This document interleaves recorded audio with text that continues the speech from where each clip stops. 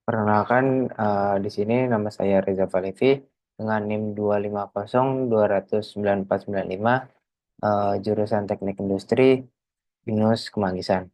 Di sini saya akan membuat video digital konten Tips for Indonesia yang berjudul Bahaya Polusi Udara di Jakarta. Next. Nah, di sini ada yang pertama-tama ada pendahuluan. Indonesia memiliki jumlah kematian dini tertinggi lebih dari 50.000 jiwa yang terkait dengan polusi udara di Asia Tenggara. Rata-rata tahunan konsentrasi PM, PM itu artinya particulate matter atau partikulasi yang ada di udara. Di Jakarta lebih tinggi 4 sampai 5 kali dibandingkan standar pedoman kualitas WHO. Jumlah kematian yang dikaitkan dengan PM ini di Jakarta terbesar secara nasional, hampir 36 jiwa per 100.000 jiwa, dibandingkan dengan 20 juta jiwa per 100 jiwa di tingkat nasional. Diperkirakan terdapat 5,5 juta kasus penyakit terkait polusi udara yang dilaporkan pada tahun 2010, hampir 11 kasus per menitnya. Di Jakarta, dengan biaya pengobatan langsung yang setara dengan 60,8 triliun pada tahun 2020. Next. Nah, di sini ada penyebab-penyebab polusi udara. Polusi udara di Jakarta telah menjadi isu yang berkelanjutan selama bertahun-tahun. Meskipun ada perbaikan, kualitas udara di Jakarta pada tahun 2024 masih berada di dalam kategori tidak sehat. Konsentrasi PM 2,5, tadi PM itu particulate matter atau partikel yang ada di udara, masih berada di dalam kategori tidak sehat. Konsentrasi PM ini mencapai 9,1 kali nilai panduan kualitas udara tahunan WHO.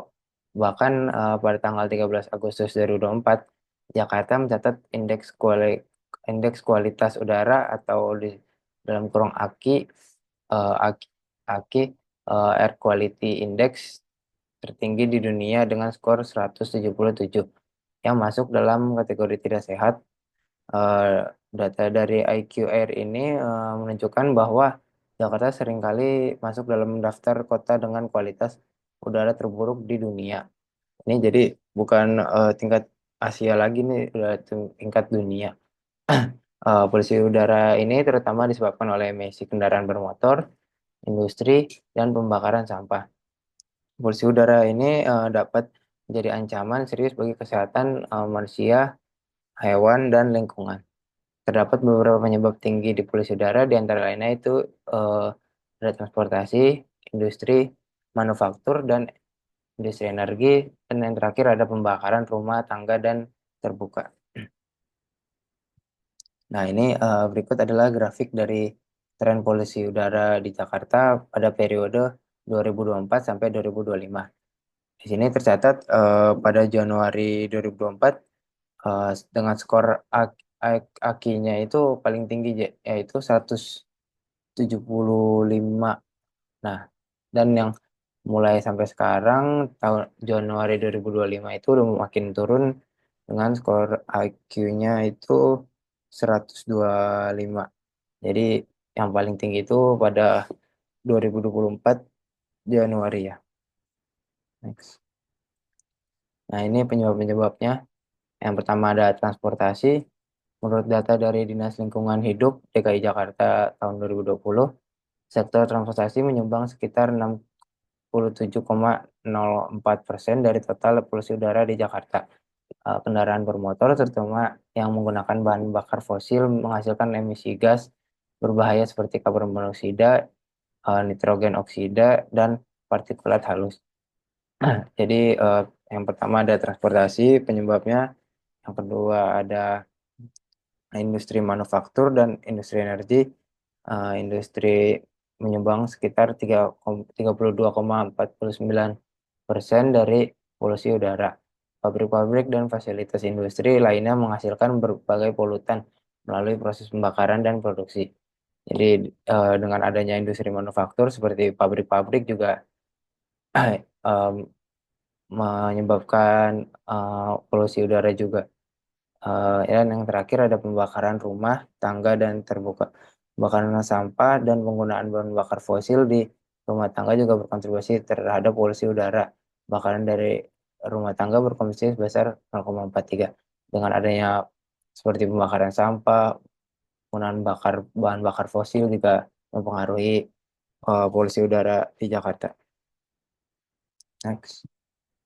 Nah, ini ada dampak pencemaran udara bagi kesehatan. Yang pertama itu dampaknya bagi kesehatan itu bisa pernapasan jadi terganggu. Yang kedua mengganggu jalannya oksigen yang ada dalam darah. Yang ketiga ada meningkatkan risiko penyakit kardiovaskular.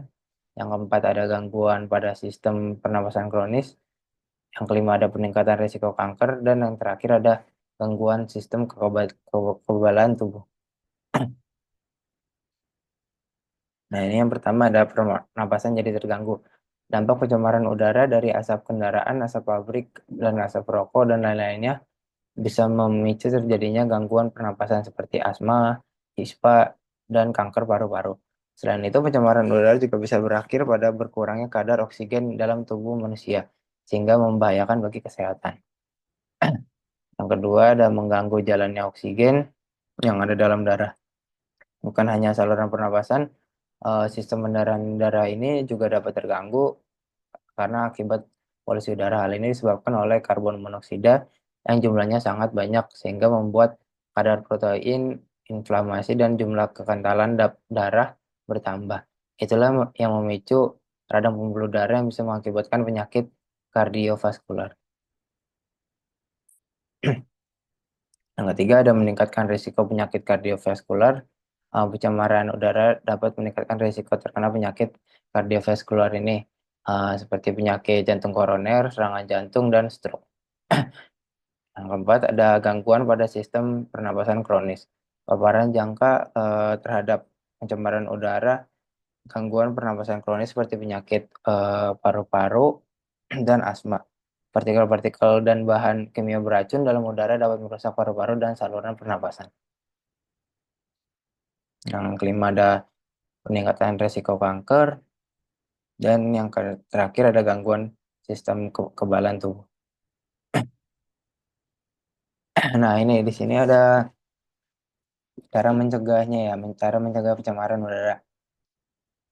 Yang pertama ada menggunakan transportasi umum dengan menggunakan kendaraan umum, bersepeda atau berjalan kaki sebagai alternatif berkendara sendiri dapat mengurangi emisi kendaraan bermotor. Jika menggunakan kendaraan pribadi, pilihlah kendaraan yang lebih efisien, bahan bakar atau berbasis listrik.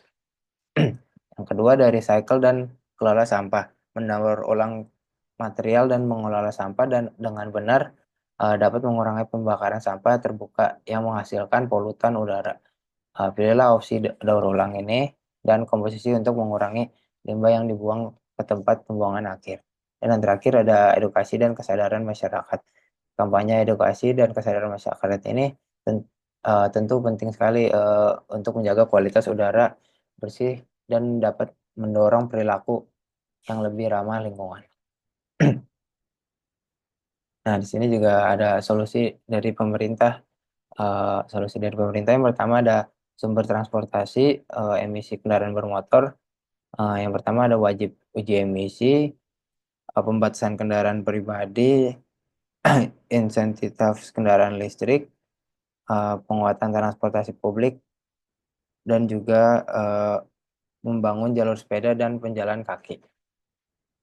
Yang kedua ada dari sumber industri, ada pengawasan emisi industri, penggunaan energi ramah lingkungan, dan sanksi bagi pelanggar yang menindak tegas industri yang tidak memenuhi standar emisi.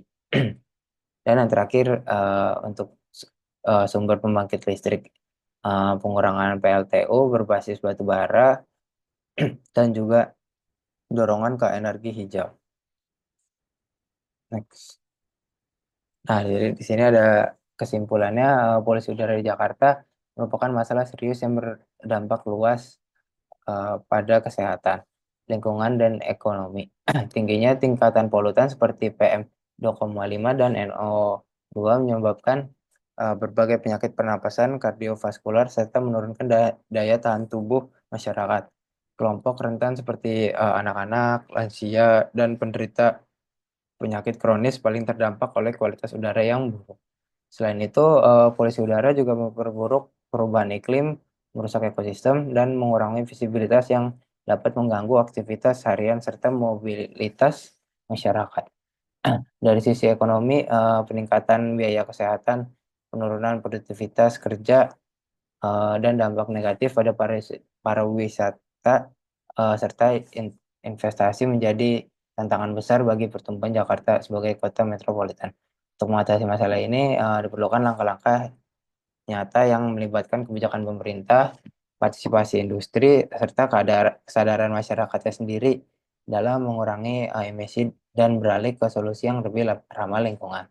Jika tidak segera ditangani, polusi udara di Jakarta ini dapat semakin bahaya kualitas hidup penduduk serta menghambat pembangunan kota secara berkelanjutan. Next. Nah, berikut ini juga referensinya. Nah, ini sekian presentasi singkat saya. Mohon maaf apabila ada salah. Saya ucapkan terima kasih.